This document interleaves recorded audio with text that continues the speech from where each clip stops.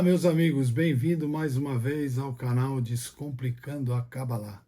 Eu sou Sérgio Battarelli e o vídeo de hoje é referente à vinda de Mashiach. A vinda de Mashiach é um evento ou é um processo? Então, é um acontecimento ou é um processo? Então, a gente vai fazer um diálogo aqui para ficar mais claro entre um cético e um crente em Deus. Não um crente no sentido da religião que a gente usa erroneamente essa palavra, mas um crente que crê na Torá, que crê em Deus, que crê na vinda de Mashiach, que crê na era messiânica. Então o cético diz, cético é o que não acredita. Então, quando é que isto vai finalmente acontecer? Está se relacionado à era messiânica. Então ele fala, quando é que isso finalmente vai acontecer? Quando vem Mashiach? Em que ponto o mundo, de repente, será transformado em um jardim do Éden? Pergunta o cético. O crente responde, você sabe, um dos equívocos que muitas pessoas têm sobre a vinda de Mashiach é que eles veem isso como um evento radical que vai abalar a terra.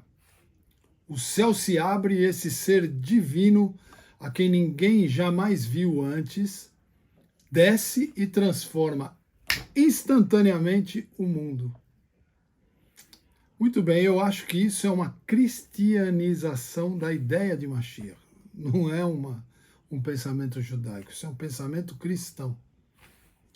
Obviamente, uma visão de mundo que se vê o ser humano e o mundo material como intrinsecamente mal, pode imaginar a redenção apenas com um evento sobrenatural, provocado por um redentor sobrenatural.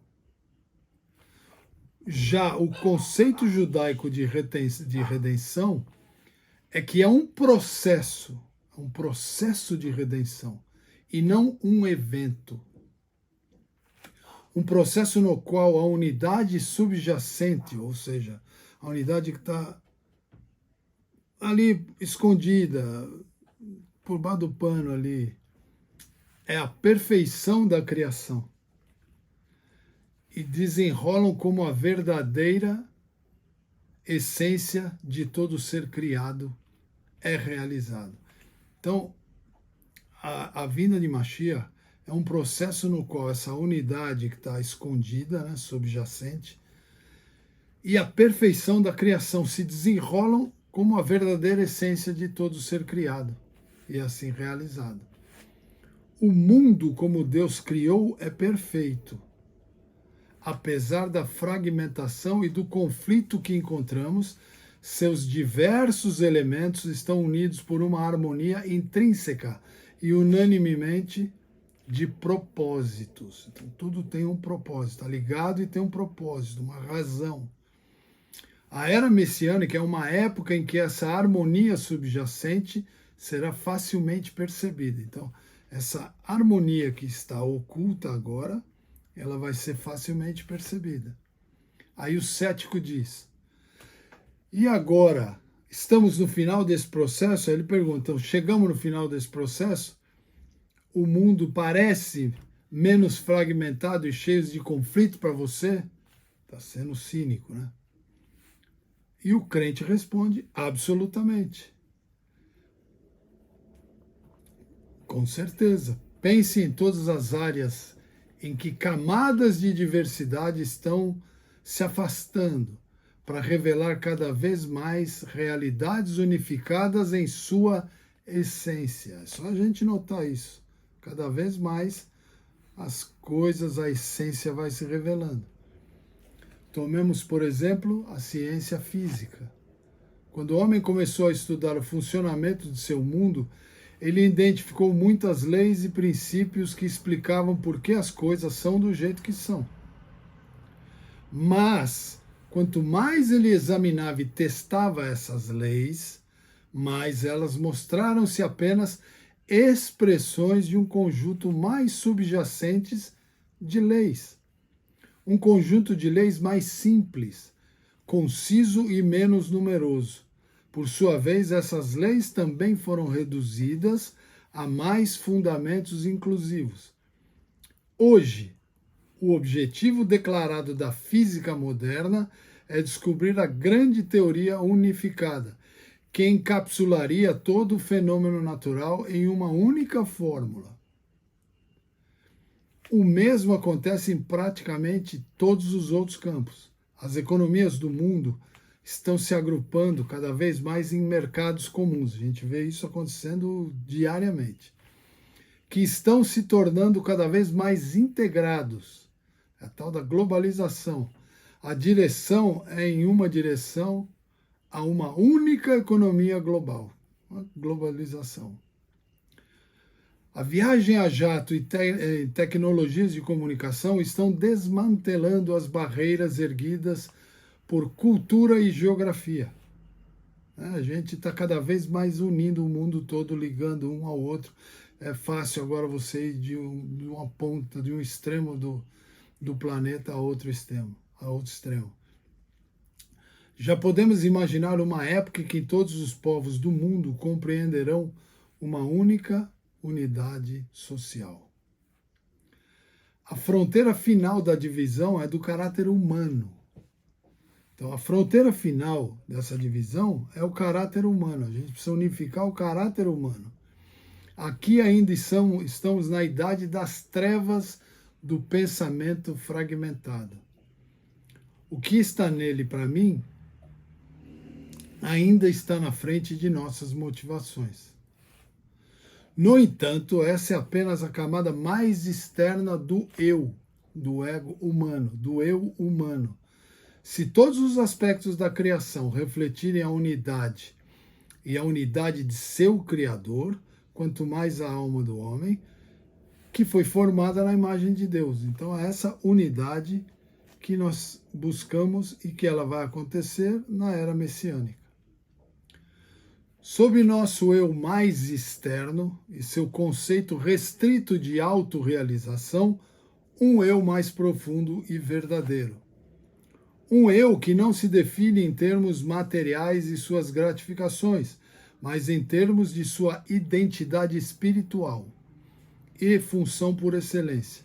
Neste nível, a autorrealização significa realização de uma razão de ser, o propósito para o qual foi criado. Significa o aprofundamento do foco da própria vida a partir do superficial e egoísta divisivo, que divide, ele não une, ele divide esse ego superficial, né? Egoísta, ele divide, ele não une.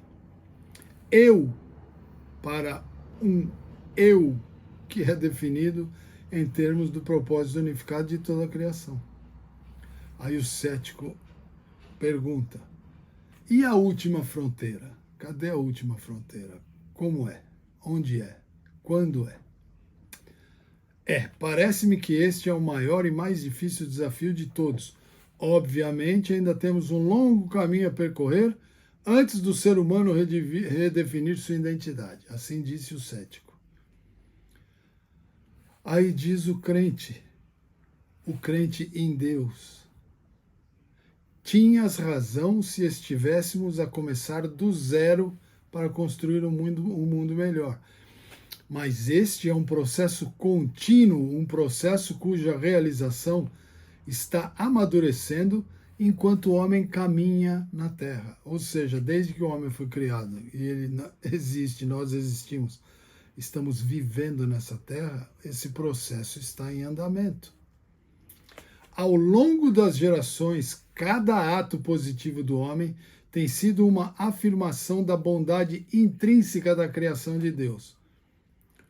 O bem foi alcançado, foi acumulando e intensificando a luz. Então, o bem foi alcançado e aí foi acumulando e intensificando essa luz.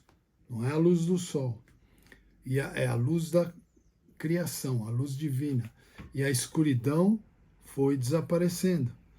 Estamos, portanto, na posição de um anão que está em pé sobre os ombros de um gigante, ou de um pedreiro definindo o tijolo final de uma magnífica mansão. Então estamos já na parte final. A vinda de Mashiach não vai mudar o mundo mais do que a palha final que quebra nas costas do camelo ou os 212 graus de calor que ferve a água na chaleira. Então não vai mudar nada disso. Não vai mudar o mundo. Mashiach vai mudar o lado espiritual do mundo. Aí o cético diz: no entanto, quando você fala de Mashiach, você quer dizer mais do que uma mudança gradual para melhor. Você fala de um, entre aspas, evento, de algum ponto no tempo em que um determinado indivíduo, Mashiach, chega à cena e efetua algumas mudanças muito marcantes da maneira como as coisas são. Aí o crente responde: certamente, com certeza.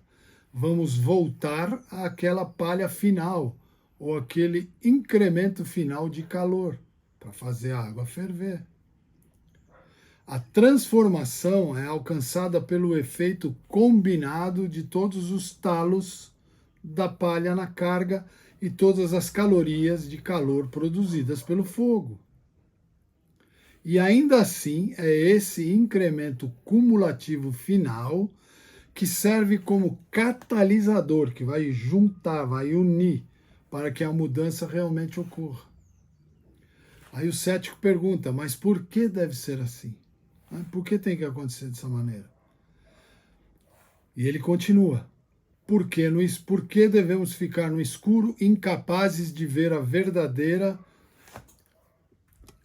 verdadeiramente os frutos do nosso trabalho até todo o processo estar completo? Ele pergunta por que a gente tem que ficar no escuro, não ver verdadeiramente os frutos do nosso trabalho, porque a gente está trabalhando na evolução espiritual e o processo está evoluindo. Então, até chegar o processo completo, a gente não percebe. E o cético pergunta por que a gente não percebe. E ele continua: vocês sempre estão comparando o bem e o mal, ou a luz à escuridão. Então, por que não podemos realmente ver a luz ficando cada vez mais brilhante? Por que a escuridão deve prevalecer até alguma massa crítica do bem acumular-se? Então, ele pergunta, por que a gente deve ficar nessa? Porque a gente não vê a evolução dessa luz e se dissipando a escuridão. Ou seja, porque a gente não vê mais o bem e menos mal. E o que a gente tem visto é mais mal do que bem. O crente responde: o sonho de todo homem é saber tudo. Saber tudo. Tudo, incluindo o final. O homem já quer saber tudo. O homem é o ser humano. O ser humano, ele já quer saber tudo, como que vai acabar. Para dar sentido a tudo, para ver as peças do quebra-cabeça se encaixando no lugar. Então, o ser humano não tem muita paciência. Ele já quer saber se vai dar certo. Por isso o ser humano procura cartomante, leitura de sorte, para tentar saber o que vai acontecer com ele no futuro. Mas se cada ato positivo continuar, nossa parte se traduziria imediatamente em uma mudança perceptível para melhor na escala universal. E assim, será que seríamos confrontados com alguma escolha real sobre como levar nossas vidas? Ou seja, se a gente já soubesse que vai dar tudo certo lá na frente, isso ia melhorar como nós conduziríamos nossa vida? Vai dar tudo certo mesmo, então vamos fazer tudo errado. Então é por isso. Fazer o bem e abster-se do mal seria tão óbvio quanto a necessidade de comer e se proteger do perigo. Então você sabe já, você não ia fazer certas coisas para, opa, não, para dar certo ali, eu preciso fazer isso. Então você já sabia o que você tem que fazer e você não ia fazer por sua decisão ou seu livre-arbítrio ou por sua vontade própria. E Deus quer que nós sejamos bons por escolha nossa e não por obrigação, por um resultado no futuro. O homem seria um pouco mais que um hamster treinado, aquele parece um ratinho, né? O hamster fica correndo naquela roda, através de um aro para pegar a comida, ou uma vaca que aprende a evitar a cerca elétrica. Já ficou automatizado, não entende porquê, mas sabe que é assim que ele vai pegar comida, ou que se encostar ali, no caso da vaca, vai tomar um choque. Deus criou o homem para ser seu parceiro na criação. Ou seja, o ser humano, Deus criou ele para ser parceiro na criação. O ser humano tem que criar junto. Não um robô que segue o curso previsível através de um programa programado de vida. Então, não é assim que Deus quis e nem quer. Então, nós temos que criar juntos. Nós temos que desenvolver, pavimentar um caminho bom, um caminho divino. Então, o que aconteceu?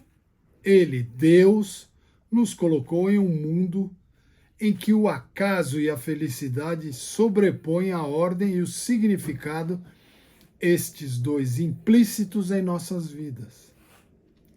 Nesse mundo, somos verdadeiramente parceiros de seu esforço, criadores como ele é um criador. Não podemos criar o bem ou o mal. O bem ou o caos. O ser humano pode fazer isso. Depende só da escolha dele, o livre-arbítrio.